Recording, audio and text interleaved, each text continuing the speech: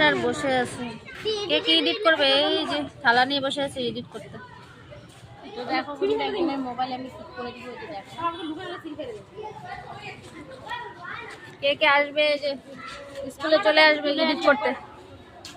Edit master edit করে দিব, mobile ঠিক করে দিব। আমার ওইকে মোবাইলে একটু কমেন্ট করে বলো কে ঠিক করে নিবে, ঠিক আছে?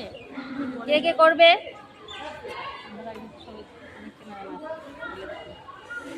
তো ঠিকানা হচ্ছে ধূপগুড়ি বলতেছি এইটা সেভ করে শিখাও না মাস্টার কোয়ার্টার। এটা বাড়ি, আমরাও ঠিক করি।